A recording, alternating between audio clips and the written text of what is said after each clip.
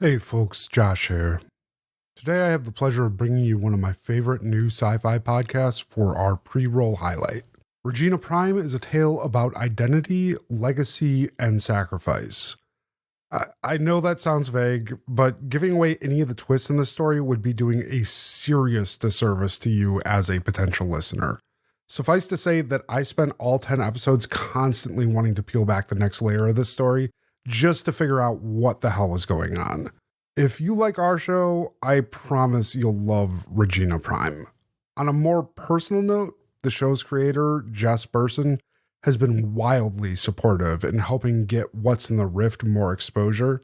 Jess is one of the best in the industry, even if she wouldn't believe me if she's hearing me say it right now. Thank you, Jess. We all appreciate you here. Without further ado, here's a trailer for Regina Prime. Do you know who you look like? Who you sound like? Who you were modeled after? I want to go home. What don't you understand about that? I don't even know how long I've been here. Why did you have to go looking, Regina? Why couldn't you have left well enough alone? Who is Regina Prime? All of them deny being this Regina person? Yes, they were determined to be truthful in their denial of the Regina Prime identity. There's always something in the moment before. I did what you asked me to do. Now please stop contacting me. I don't want to hear from you anymore, okay? You can do your own dirty work. I'm tired of being your pawn. A science fiction mystery spanning centuries. A mistake that affected hundreds of lives and put all of existence in danger. So many things she did wrong. And she knew they were wrong. She knew. And she did them anyway. Hey guys, what's up? It's me. Hey guys, Hey guys, what's up? what's up? Hey guys, Hey guys, what's up? It's me. Regina. Regina Prime. Available wherever you listen to podcasts.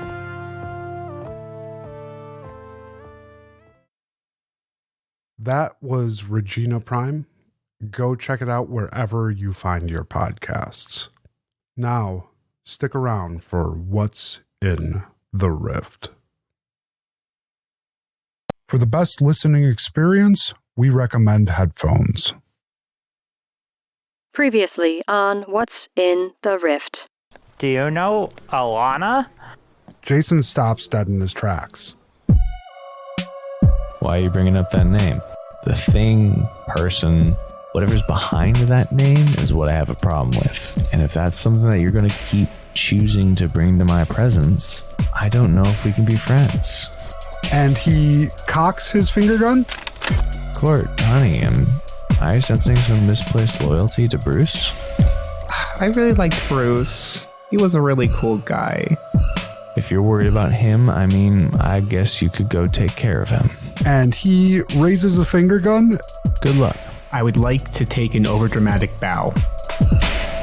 You feel the ecstasy of being nothing and everything all at once before you start to recongeal. And when you look up, you're in a car. How did you get here, Court? Oh, I got shot. You got what? What? I will use my 2 plot points to create a shoot fire escape that is not broken. We made it. Didn't go quite as planned. Do you think you can help us try to get ourselves out of this thing? Yeah, let's get you guys out. Bruce, if you could imagine yourself as a bubble, you could feel yourself kind of retracting around a fault in your being. You begin to unravel and dissipate and become one with the air around you. And you spend a blissful few seconds feeling like the universe. And then you reconstitute. Only now you're back in a hotel very familiar to you, a hotel that you left not even 2.5 hours ago. Let's just see if we can drive through this. It doesn't look that deep. You really want to try this? Because this doesn't look like a for sure thing to me. You think so? You think it's that bad? You think maybe we get stuck? And you press the hand pedal as far as it will go. The car lurches forward, straight over a canal in the middle of what should be a street, still a full mile away from the only hospital in the area.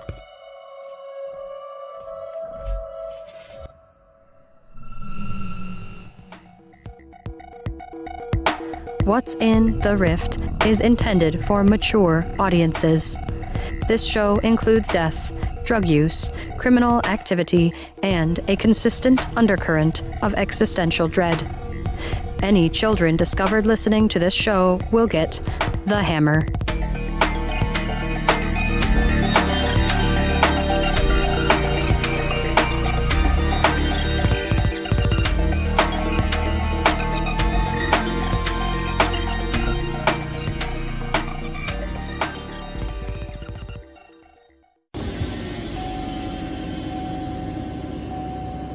Our story continues with Blanche Boyet driving her vehicle at the edge of a canal, attempting to get an injured Herman Foster to a hospital with the help of her new friend Jackie McCloud.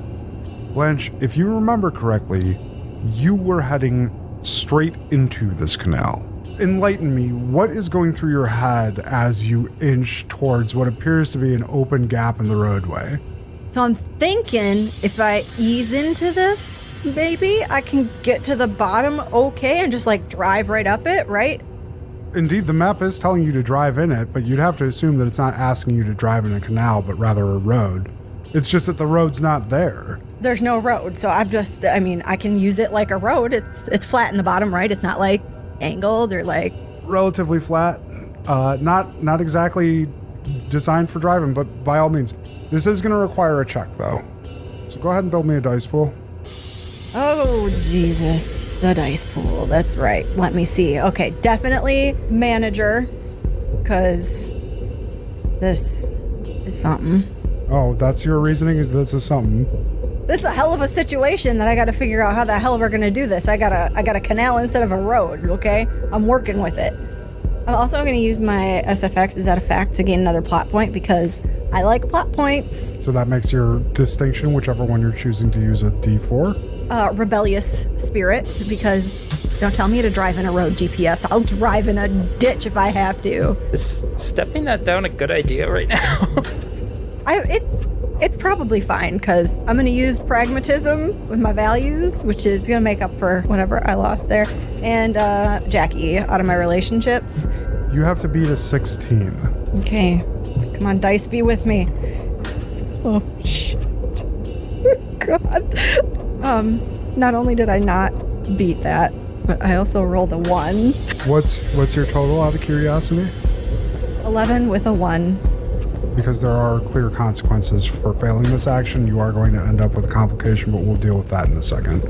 Blanche, you eased the nose of your car into the edge of this ditch, and it's possible that maybe the vantage point in your seat, you didn't really appropriately gauge the grade, but it is damn near vertical. By the time that you realize this, it's already What the fuck are you doing? Your car starts to lean and tip forward, and Herman, who's unsecured in the back, comes flying towards the front of the car and hits the back of the front seats. And that impact sends the car flying forward. Oh no! The ground is rising up to meet you. Oh my god! And you crash hard.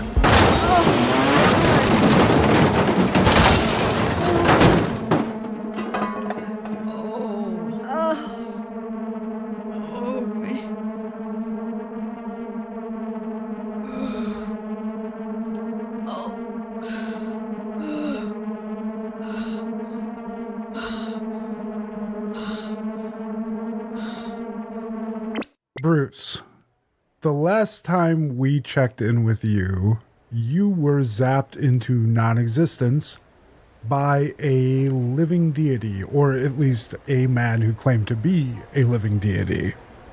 You did rematerialize, however, in a hotel, and it's a hotel that to you seems familiar. It does look exactly like the Gran Destino hotel that you had left Angie and Hans at. Is it Hans or Hans? Hans? Hans. It does look exactly like the Gran Destino that you had left Angie and Hans at. However, it appears to be the wrong time of day from when you just were. And the decor looks a little bit less crisp, a little less clean, a little less vibrant than it did when you last saw it just a few hours ago. Is it light out? Is it that much earlier? It is. In fact, it is, if you had to guess, mid-afternoon.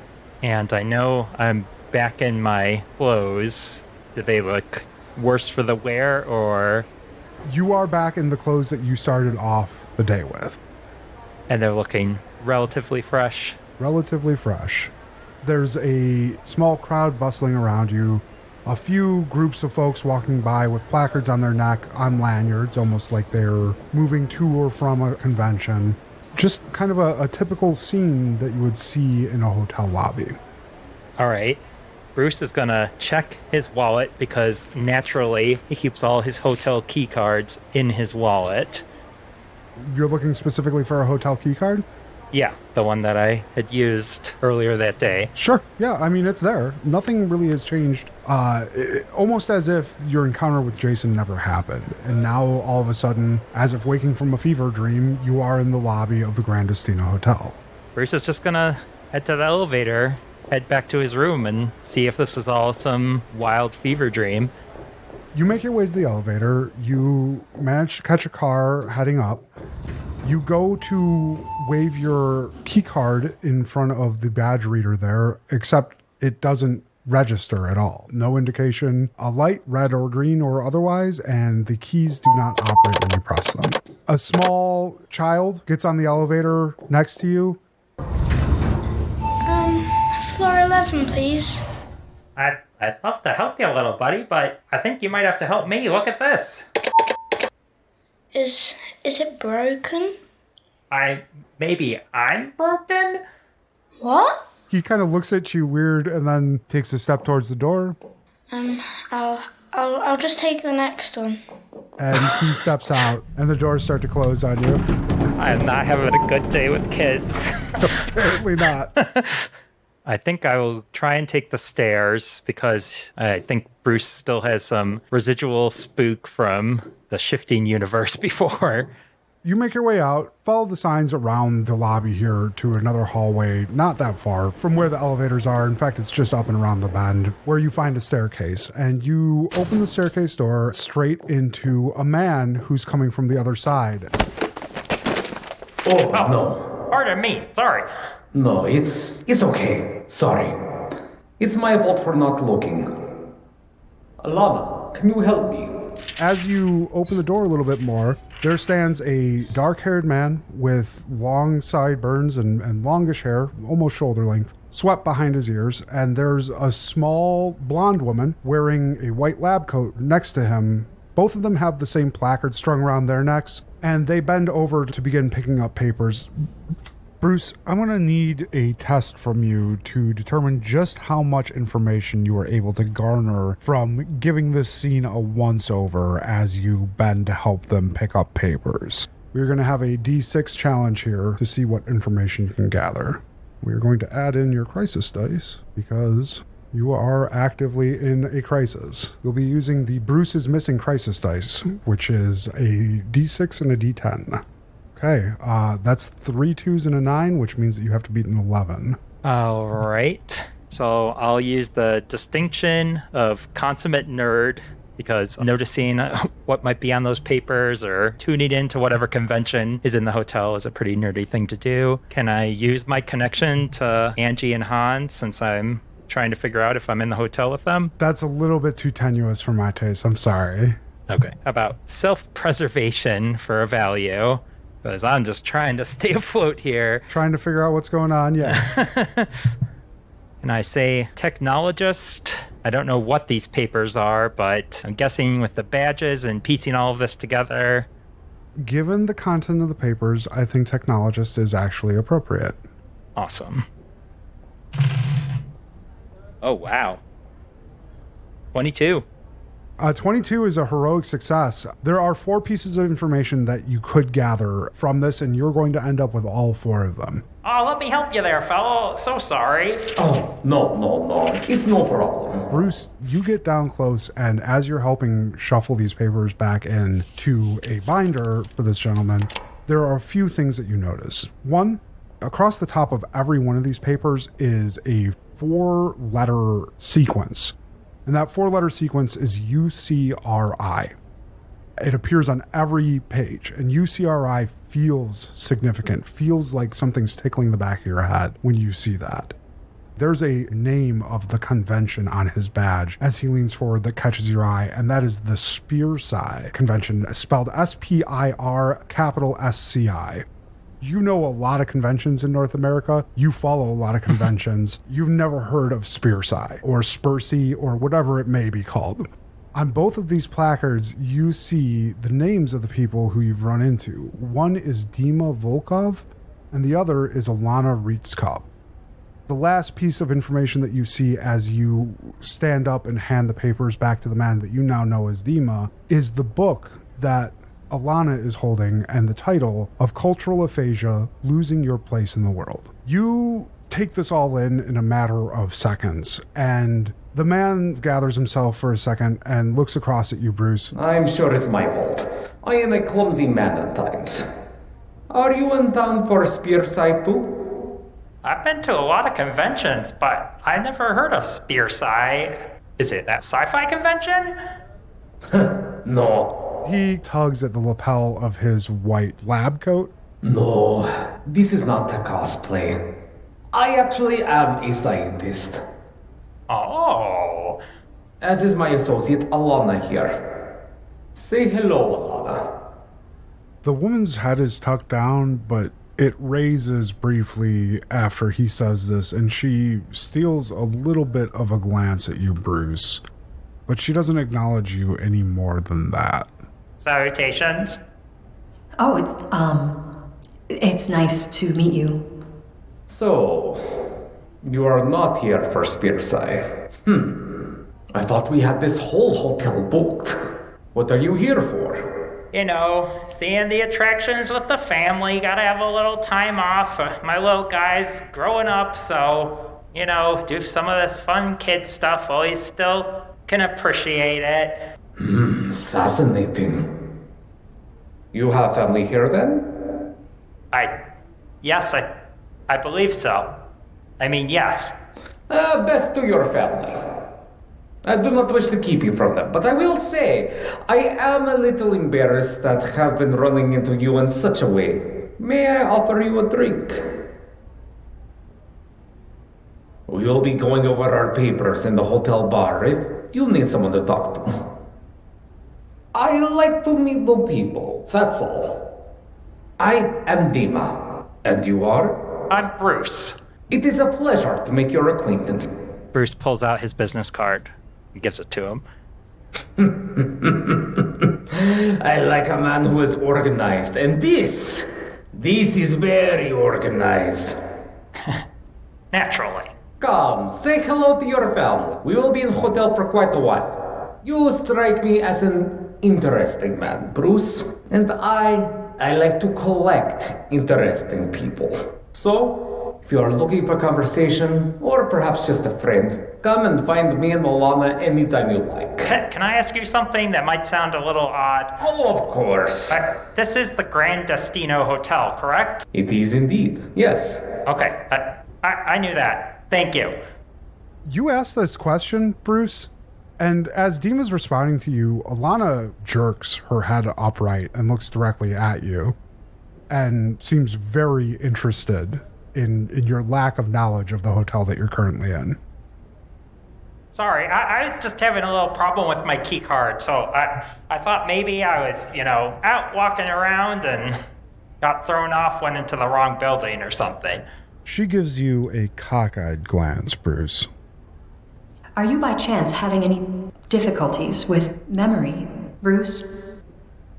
Memory? Well, I would have to assume that you didn't wander into a hotel that wasn't your own thinking your family was here. It seems like you would know the name of the hotel that you are going to, or which hotel was which. You know what? Let's get that drink we just talked about, and then I can give you a better idea of what happened to me. Okay. If you want to accompany us there, then please, do. And he sets off. But if you need to go check on your family, please. We will be here, like I said, for a while. I do not wish to impose. I think I would rather talk to somebody else about this before I talk to them. Something really strange has already happened to me today. It seems like it is day for strange things. Something strange has happened to us as well. He makes his way to a spot near the lower lobby with a sweeping curved bar and a mock stained glass backstop. The sign over the door says Barcelona Lounge. He moves up to an open spot at a high top near the bar, where he sits down and immediately raises his hand, calls the bartender over, and orders straight vodka. He looks over at Alana, who declines any drink, and then looks over at you, Bruce, and says, "Can I buy something for our new friend?" What's the highest ABV IPA you have? We do have a new IPA from a local brewer in town that we've just begun offering. It clocks in at just shy of 10% ABV. Goes by the charming name Scrotum of the Dog. Can I have the 6 ounce of that, please? Of course, sir. Right away. All right. Keep my wits about me. So, Bruce, tell me again. You come to Florida to see the sights? What is your weird little thing that could possibly have happened to separate you not only from your family, but left you questioning which hotel you are in? What kind of scientist are you, before I start? Well, I dabble a little bit. I am currently, I guess you could say, spending time doing residency, whatever you choose to call it. I am studying under a philosopher, and his name is Nathan Orville. What about you? Was it Ileana? My name is Alana, and I'm so sorry. I'm an anthropologist. Wait. Alana? Yes. Alana Rietzkopf. She stares at you, her eyes narrowed a little bit, almost like she's expecting something of you. Yes, I'm an anthropologist. I work with Dima. He's really selling himself too short. He may have once worked with Nathan, but he's now leading our initiative, our project. Okay, I think Bruce's head is just buzzing. He did not clock Alana. In fact, let's say that it was Bruce that thought it was Ileana and not me. It definitely clocks at this moment, though. That name is very recently in your head. What about you, Bruce? What do you do? Bruce is just hesitating because that letter is just burning inside of his pocket right now, but he is a little gun shy after his experience with Jason also to just throw everything out on the table. Do you remember what Jason said to you right before he sent you away? No, I don't. He said that he was going to send you to be with 2 of the most important people in the world. And when you first got here, you had to assume that was Angie and Hans. But here you are sitting in front of 2 folks in lab coats, surrounded by other folks in lab coats, almost like a child's conception of what a convention of scientists would look like. Everything about the Gran Destino feels unlike it was when you left it. And looking around, you do notice small things. Things like the decor that was here when you first checked in, including a large glass wall with pastel colors, simply isn't there. There are strange things that you notice on the table, including something referencing a book that had just released not that long ago. A book that you recognize to be almost 15 years old at this point. As you do another scan of this room, you notice just the briefest glimpse of somebody with a laptop open watching some type of moving picture. you're not back where you belonged at all. And here is Alana, a name that you had never heard, at least not in any sort of direct context, before an hour ago when you received a letter from a strange girl in an abandoned apartment building. And this letter is now still in your pocket, and here's an Alana directly in front of you. Bruce, tell me a little bit about yourself. I am a director of data analytics. Alana, do you do Eastern anthropology? Do you look at, mystic arts? What do you, Eastern anthropology? Well, can you explain? I didn't study it at school. Give me a roll here. There are some context clues that you went over. Maybe gain a little bit more information about some of the things that you saw that might give you a better line of questioning. All right. I use found family to try to leverage these two people that I've just come across. Mm-hmm. And let's see. I guess pragmatism. Okay. That's not particularly good die. Yeah, and manager, so that I can kind of take in all this information and put it together appropriately. On your D6 test with your crisis die added, I've rolled 2 2s, 1 1, and a 4, meaning that you have to beat 6. Right. That's a 14, but I rolled a 1 again. There are no clear consequences other than maybe putting your foot in your mouth at this point. Here's what you can tell on a 14, which is a heroic success. What stands out to you most looking at Alana right now is the book that she has placed in front of her. And again, the title of that book is Cultural Aphasia, Losing Your Place in the World. And what you remember of the letter was the story of Lai Bojing, the man who forgot who he was and how to speak the language of his people. A man who believed himself to be someone called David. Knowing the title of that book, and I would assume that Bruce has encountered the words cultural and aphasia before, right? Certainly. The well-read guy. You can, from context clues, start to draw some lines between the contents of the letter and the story of Lai Bojing and what Alana is currently reading. Do you know the name La Bojing? Oh, are you familiar with our work, Bruce? I can't even begin to tell you how my day has gone, but I received this letter from a very rude young woman earlier today, I have to say, and it's signed Alana. He's going to take the letter out and show it to Alana. Alana takes the letter, and before she can really even set down the first page of it, Dima snatches it up and begins reading it as well. Alana looks perplexed as she progresses through this letter, and when she sets down the last page and Dima snatches it up, Alana stares at you with a blank expression. Why are you telling some strange man about the work we are doing? And why put it like a children's tale? I have not sworn you to secrecy. I have not told you that this shouldn't be discussed. I have not kept secrets. What is the meaning of this? It's destiny. Can't you see? There's a reason we literally ran into each other. We're supposed to be together. I don't know why, but it's just like the blizzard. Now, I certainly believe that you are fucking with me to say the words destiny, to bring up Lai Bojing, to have a letter with Alana's name on it. This is an affront.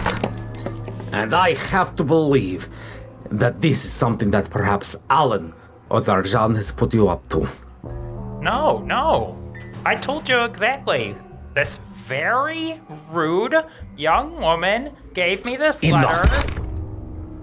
I do not wish to be played with. And if you will not tell me the truth of why you are here, then I am no longer interested in speaking with you, Bruce. And he stares at you, unwilling to break his gaze. He is giving you a withering stare. I don't think that's the kind of confrontation that Bruce handles particularly well. Bruce is going to try to break eye contact and look at Alana. You look over at Alana, and she is looking down intensely at the last page of your letter, which still sits on the table. And she looks up briefly, not at you, but at Dima, and says, Dima, you have to believe me. I didn't write this. I don't know where he got it. He doesn't respond and continues staring at you, Bruce. His empty vodka glass sits between you, and the finger that was pressed into the table drags along the surface until his fist is wrapped around that glass, never breaking eye contact with you. I am not a man of violence. I do not choose to be a man of violence. But we don't always get to make our choices, do we? Whoa. I'll pay for the drinks. I am offering you a chance to leave, Bruce. I don't know what has brought you here. I do not know who has put you up to this. But you are no longer welcome. As he says this, Bruce, you feel a tug at your stomach, the same kind of tug you just felt before arriving at the Gran Destino. And you feel yourself standing up and backing away from the table, and as you do, things start to fade. And before you know it, everything around you is black again.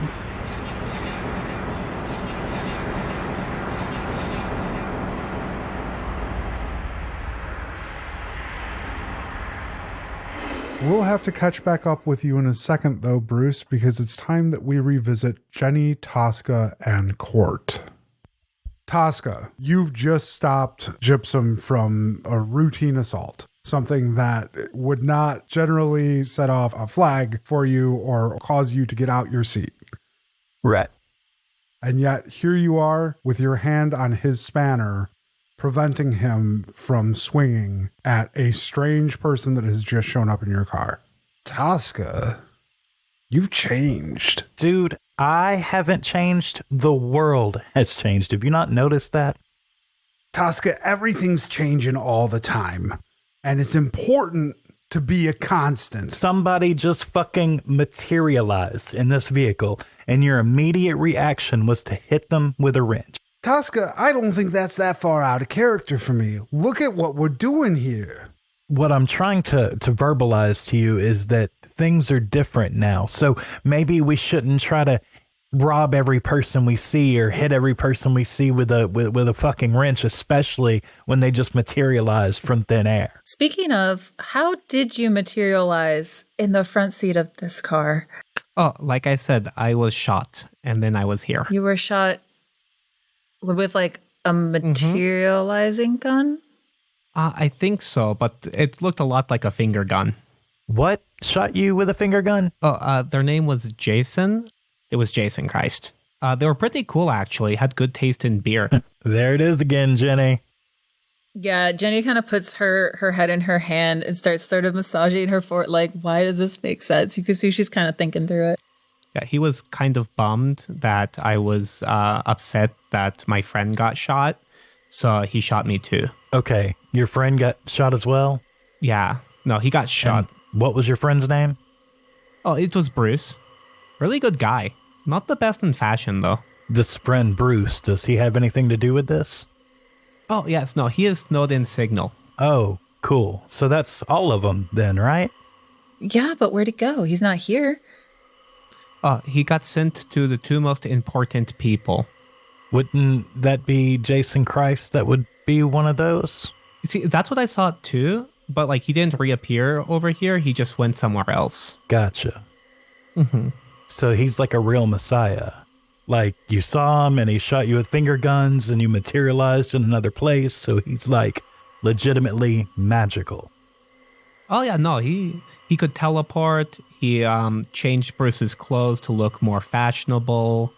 He had really good taste in IPAs. So really, I do think he was the son of God. What is an IPA? Shouldn't he be drinking wine? Oh, it's an Indian Pale Ale. It is like it's a really hoppy beer. So here's what we've established, and you haven't heard about this Jason Christ character yet, but this is like the 5th time in the past few hours I've had this mentioned to me, and now I have a person sitting in front of me that says they were shot with his finger guns and appeared in the car, and you were about to hit them with a tool. Do you not see how that's a problem? No.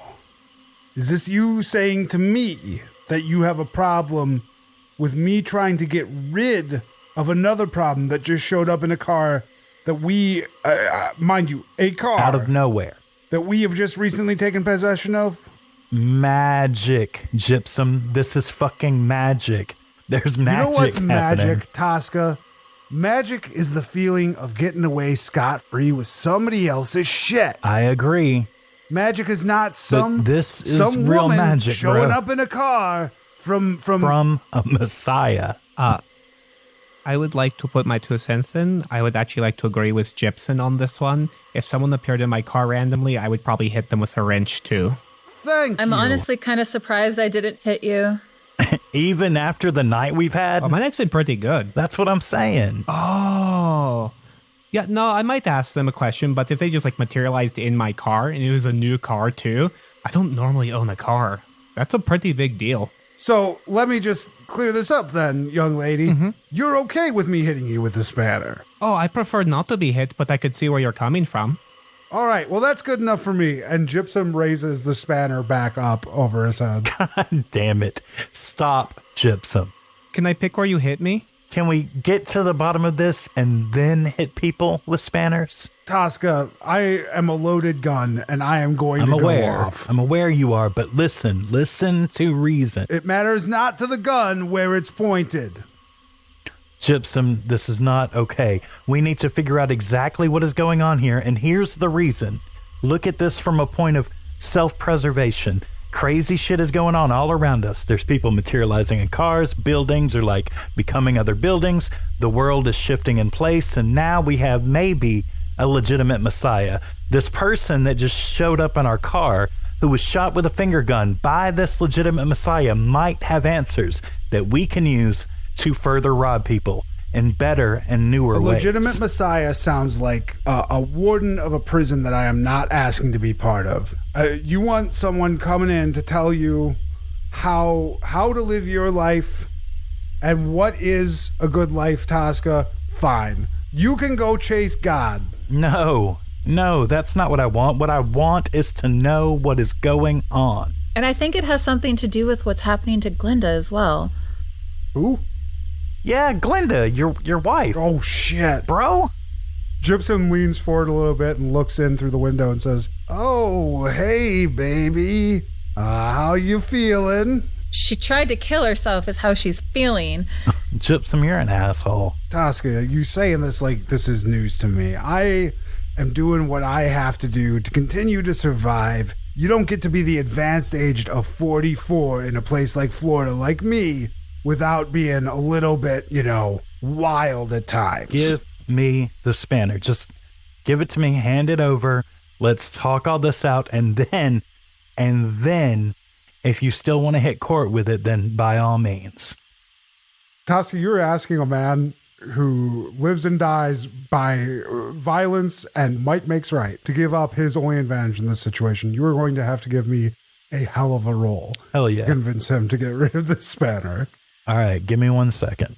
This is a D10 challenge, and that's only a 9. Always on the outside. I guess you are ostracizing your only friend right now. Okay, and then I'm going to use my 4 for pragmatism because I can't think of anything else that'll make sense here. And can I use the relationship with Court because I'm trying to protect Court? As long as Court's okay with that. Court? I'm all right with that. I do not want to get hit. I'm going to use Scoundrel. No, this is decidedly an unscoundrel behavior. Okay, metaphysicist, because the whole point here is to try and figure out what's going on. Yeah. And I'm going to use doing it the hard way. So I'm going to step down my 8 to a 6. No, to a 4. So I should have, wait, what now? Doing it the hard way steps it down by 2. So your D8 becomes a D4. Oh, shit. Makes it more likely to roll a 1, which is just more plot points. So okay, I'm not going to step that down. Okay, so I have a, and I've got 14 and no ones.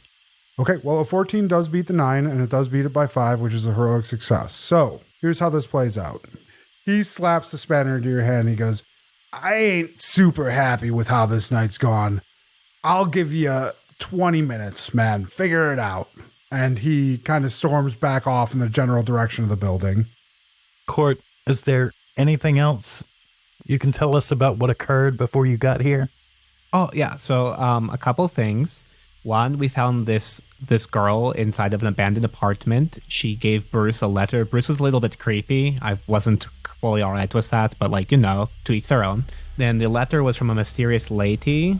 I don't remember her name, but that's not important. What's important is she wrote to Bruce saying that they will always be friends. And then when Bruce brought this up to Jason, it made Jason really angry, and that's why he shot Bruce. Did anything else happen? No, that pretty much sums it up, besides trying to find you all, which was really confusing. So, what did the letter, what was the content? It was almost like a story about a person who memories started to get altered, and they believed they were someone else, and then a wizard or a sorcerer, I'm not sure what the difference is, was trying to discern what the issue was and where it came from. I only kind of read it over Bruce's shoulder. He knows way more than I do. You said their memory started to change? Mm-hmm. That's very odd, because you just appeared in our car. We happen to have what we think is like a brain gun, and you're talking about memories. We're all from the Rift. Things have gone really crazy, so we need to start seeking answers. Jenny instinctively reaches for her phone and remembers it's no more. You guys should try and message Bruce in the Rift. We need to find him, I think. Oh, yeah, let me pull my phone out. Oh, I'm not getting good signals right now. Hold on. And Court starts moving it around the car. Who's your provider? Oh, AZ&Z. No. As mobile. I got the bar. Okay, good. Oh, it's gone. God damn it. Oh, no, it's back. All right, let me take a look. Court's going to try messaging on the Rift. Court, you bring up the Rift without issue, and as you load it up, you get a notification ding like you've already received a message. Oh, I have a message. This message reads, as a post on the Rift, unlike every other post you've seen, completely legibly. Successful interlace event recorded. Entity 1033 marked primary. Entity AR2517 set to redundancy. Units marked redundant are now to be considered severance risks. Reintegrate where possible. Unexpected instability detected post-interlace. This channel will persist to ensure continuity in connection.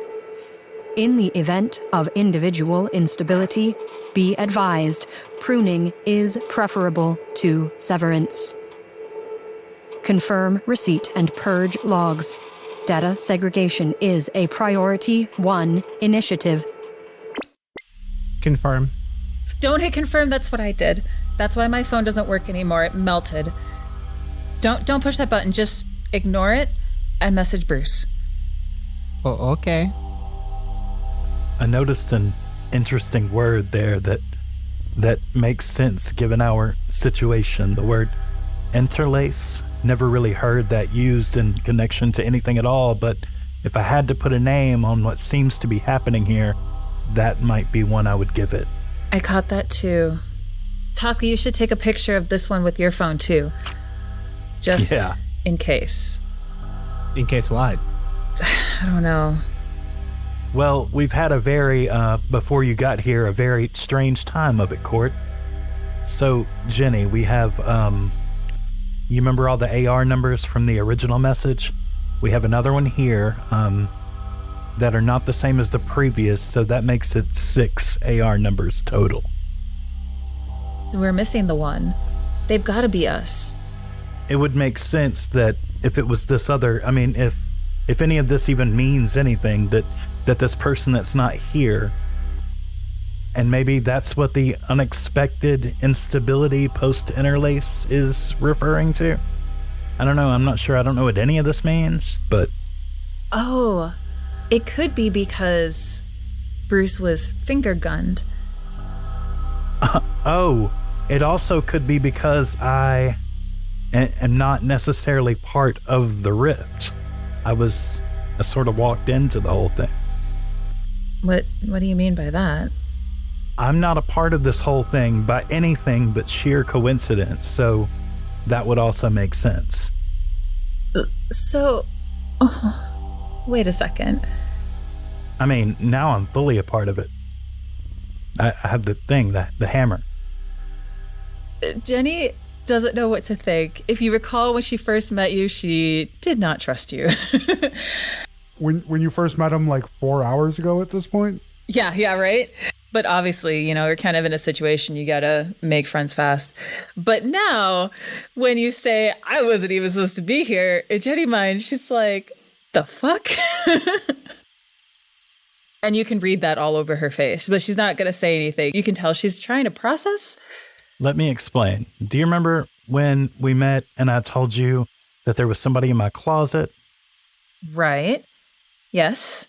Okay, so that closet, I just found that literally today.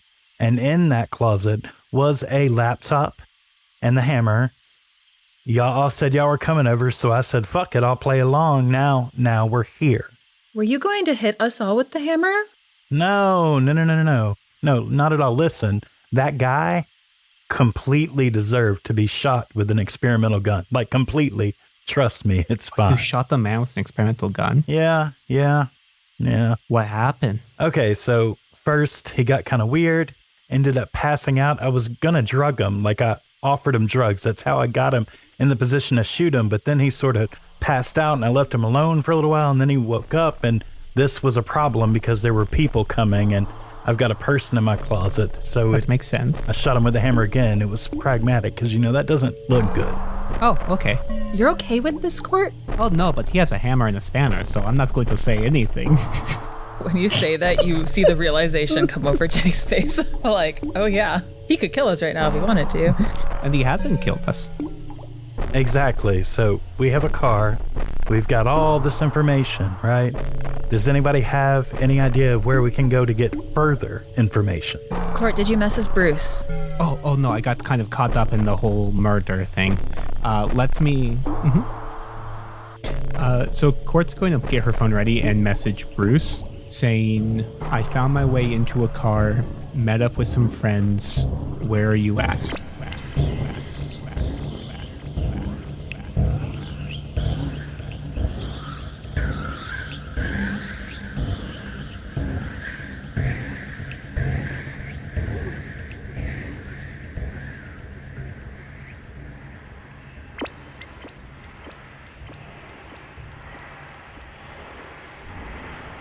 Bruce? Yes. You are nowhere. And you feel perfectly okay with being nowhere.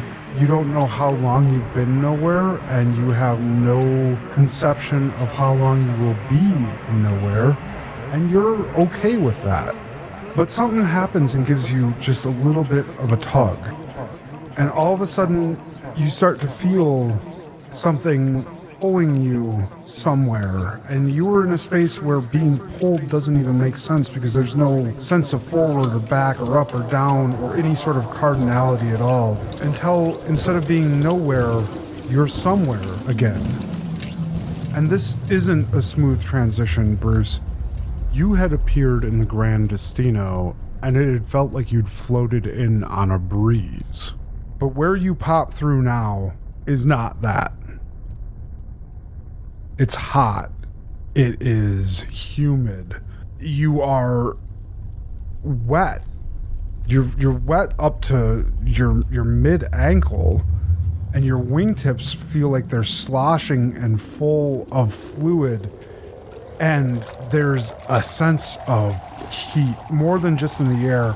There's a sense of burning heat, and there's noise now too, and that noise is rising, and you don't know where it's coming from, but there's somebody screaming. There's somebody screaming in this noise. And Bruce, it's at this moment that your vision comes back to you, and there is a fire. There is a fire in a red car, and that red car is not but maybe 15 feet in front of you, and there are people in there, and that you know they're hurt. But you also get a notification thing on your phone. So, but yeah.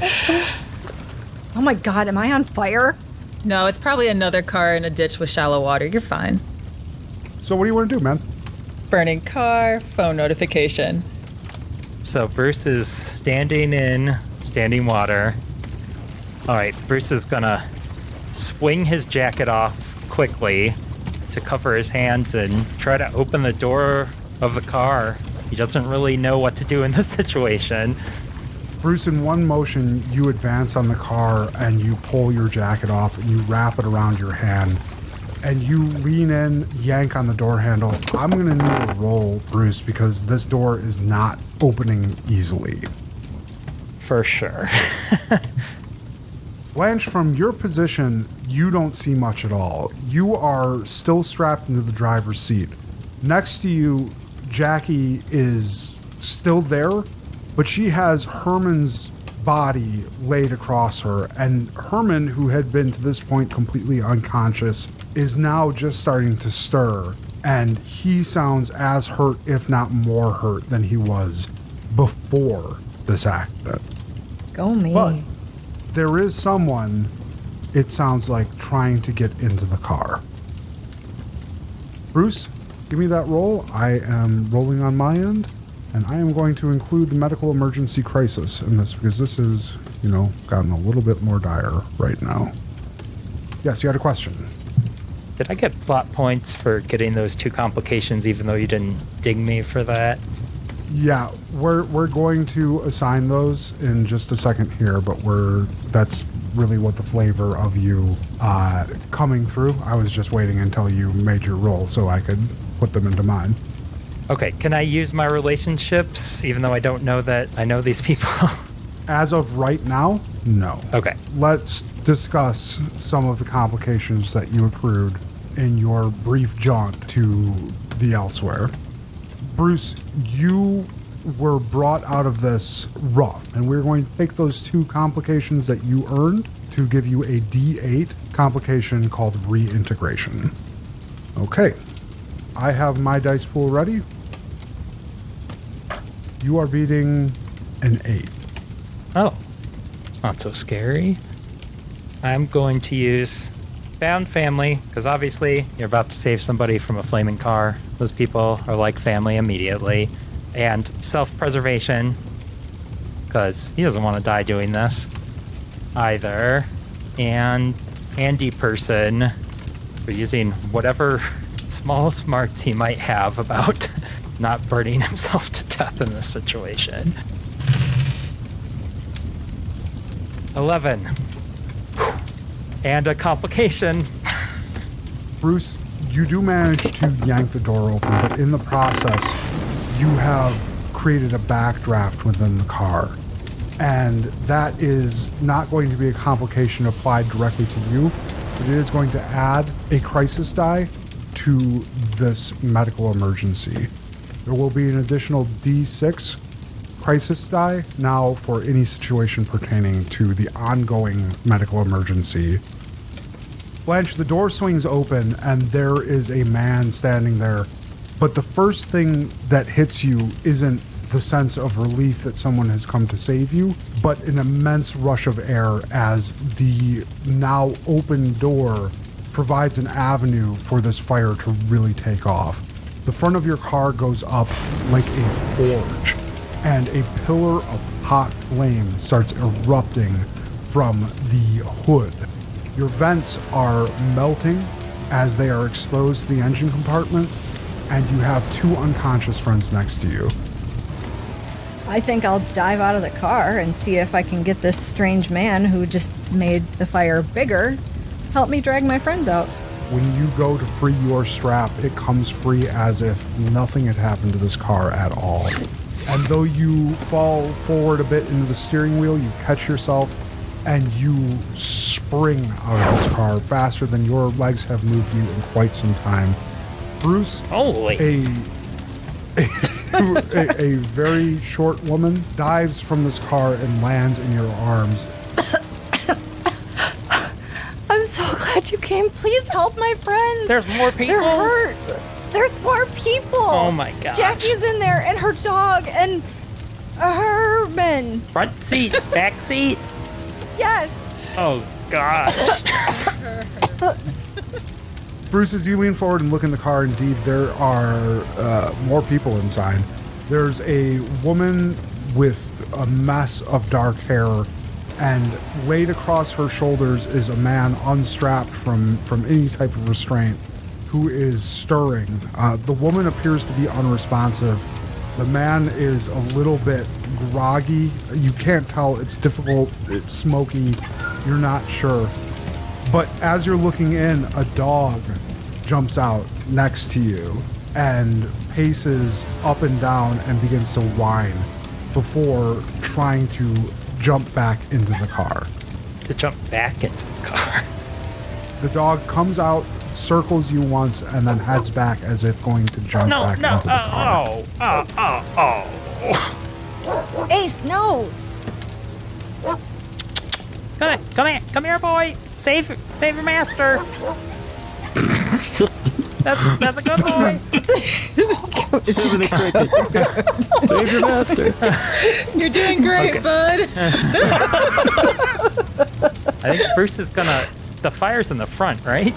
The fire is in the front of the car. It's coming from underneath the hood. There's likely gas leaking from somewhere.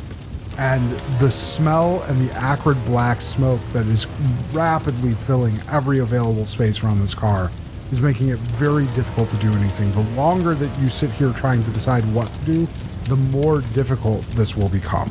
Okay. Can you help me, ma'am? Are you well enough? What can I do? Can they even breathe in there with the black smoke? Because the car's vertical, right? Let me set the scene for you. You are nose down in this canal. He is draped across Jackie's shoulders. Okay. And Jackie is unconscious, having borne the full brunt of his accelerating body, suddenly decelerating against the back of her head. Okay. Will you even get around that side? You could wade through the water and make your way up to the other side of the car if that's what you want to do. There's an open door in front of you, though. Okay, I lay down in the water and roll around in it. I know this. Okay. I know this sounds crazy. Okay, stick with me here. Miss? I lay down, splash in the water, and I splash water all over my face and my hair, and I try to get as wet as possible. And then I stand up and approach the car to try and pull someone out. What is wrong with kids these days? Water doesn't burn, sir. If I'm wet, I can't burn. I have to say this because I don't think you want to do that. If you're familiar with how fires work, and especially how water in a fire works and the heat transitive properties of water versus air, you don't want it to boil off of your clothes and skin in a superheated environment. She's already done that it. That would be... Okay. So the answer is no. She doesn't know the properties. She doesn't know. Okay. Okay. I approach the car and...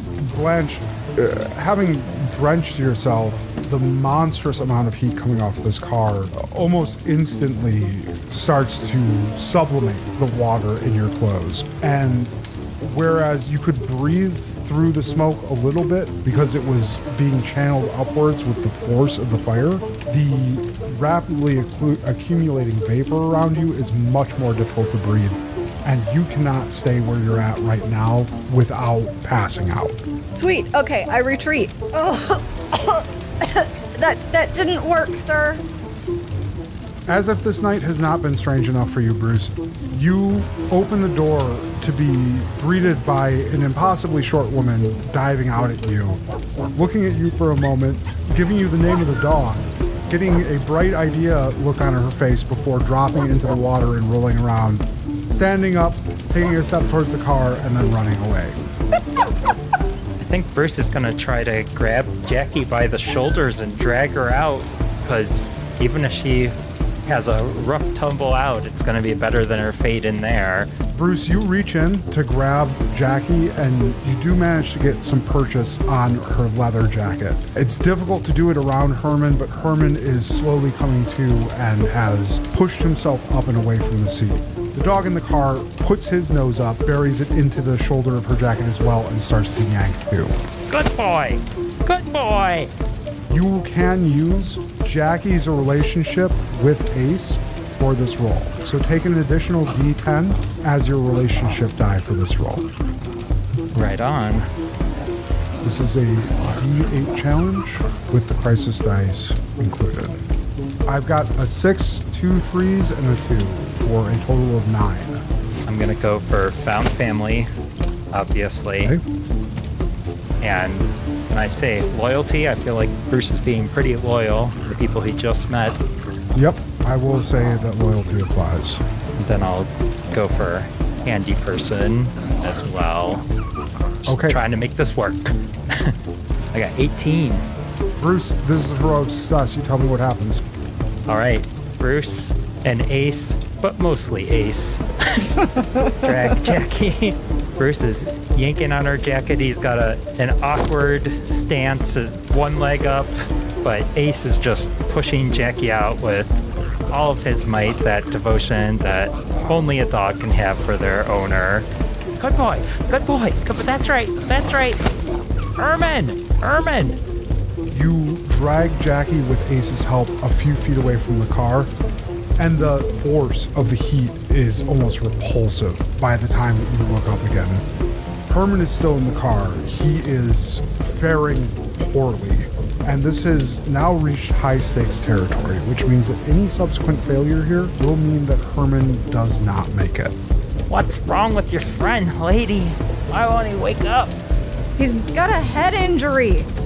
We were trying to take him to the hospital. Can't really just let him die in there, can we?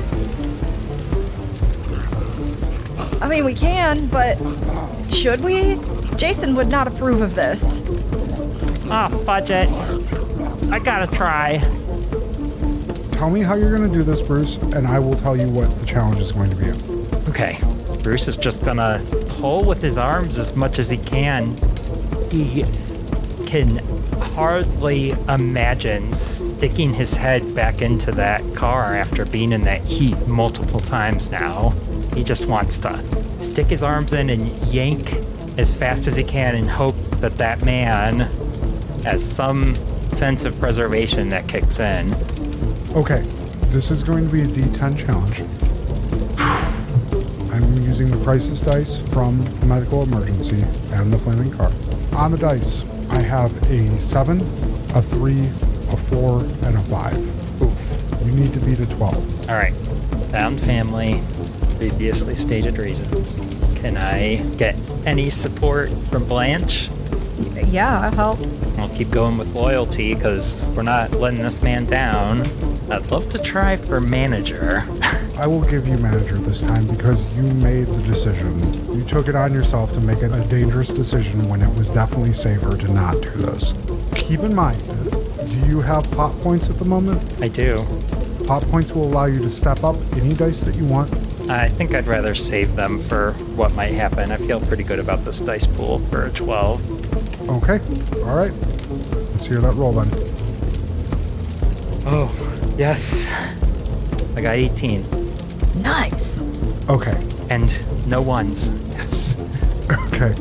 Bruce, you move in and the smoke is so thick that it is almost impossible for you to tell where Herman is in this mess. But as your hand is reaching out into this heat, into this acrid, bitter tasting smoke, that is filling every corner of your mouth at this moment. You feel a hand rise up and meet yours, and you grasp its wrist. And as you start to pull, you feel a tug on your lapel as Ace has begun pulling on you as well. Hero dog. With the combined might of your pull, manage to get Herman loose from that dash, and he comes tumbling out as you fall backwards into the shallow canal.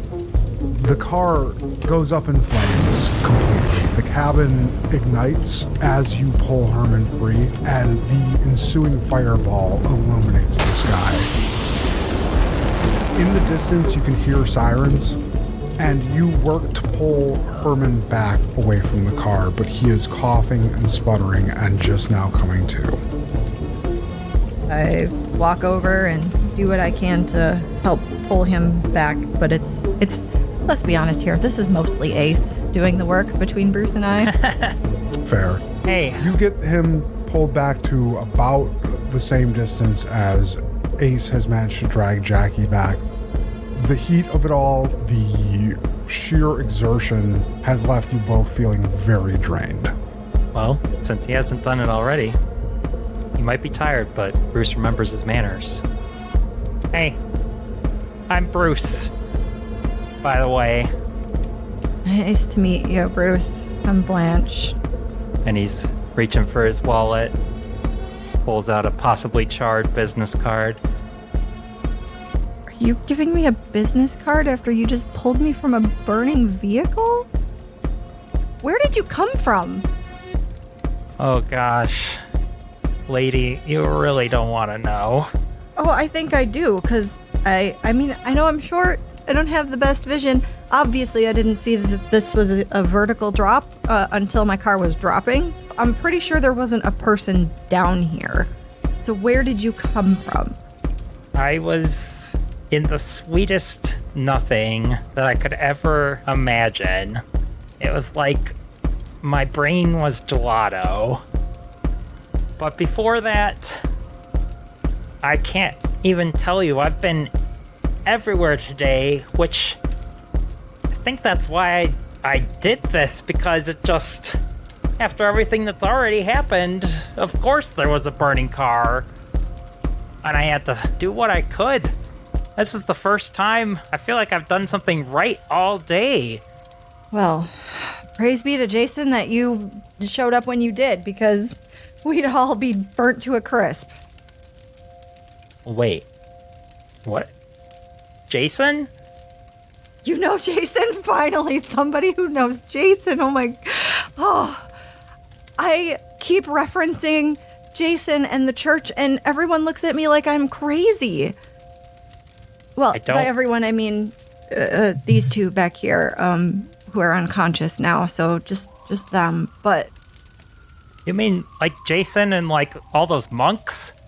Yeah! Are you affiliated with one of the local chapters of the Brotherhood?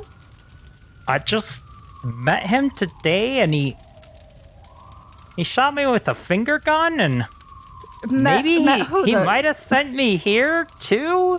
Wait. I don't really know. The head of the local Brotherhood sent you here? No, like a real Hampton fella, like, you know, the kind of guy that the waiter doesn't look at weird when he orders an IPA. Like, cool shades, skateboard. He made me wear sandals. Jason? You... Okay, now you're just fucking with me. Jason is a historical figure. Have you not been to Sunday school? Have you not read the good book? Look, lady. Listen, I've believed a lot of crazy things in my life. A lot of crazy things have happened today, but that is just too far. So tell me, again, the truth. Where did you come from? Listen, I'm telling you this with all the love and appreciation in my heart. You just saw me pull you and two other people from a burning car. Why would I lie to you about this? In the middle of your conversation, a loud and sputtering cough breaks this little back and forth that you have going on. Herman is coming too.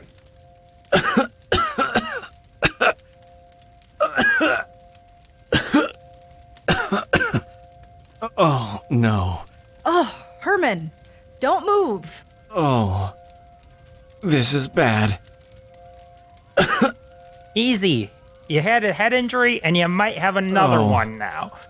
This is bad. This is bad. This is exactly what was gonna happen. Okay, what is so bad, Herman? You're all ending up in the same place. Oh, this is bad. Why is that bad, Herman? Yeah, the same place, outside the burning car. That's a good thing. Yeah, he saved you. Herman motions for you to come closer. He's obviously having difficulty keeping his voice raised enough for you to hear him. I approach. You get close enough to Herman, and he motions to you again for you to, lean down and get next to him. As soon as you're close enough, his hand shoots up and grabs you by your shirt and pulls you down until you're inches from his bloody and soot-stained face. I remember so much more. The rift. That's why you're here. What? Right? What? I mean, yeah? Are you talking to me? The rift is dangerous. You have to listen to me.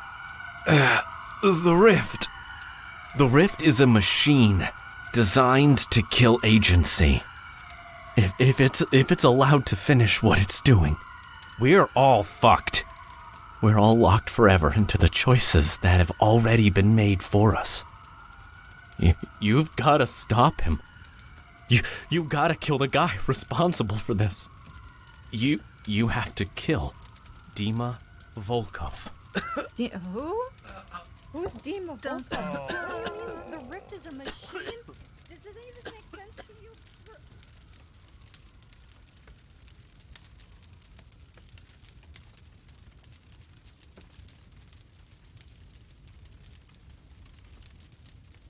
This has been What's in the Rift. If you enjoyed our show, please remember to rate and review on your favorite podcast platforms. If you really enjoyed our show, you can support us directly via Patreon or join our Discord. Both links can be found at what'sintherift.com. What's in the Rift is brought to you by Gas Station Drugs.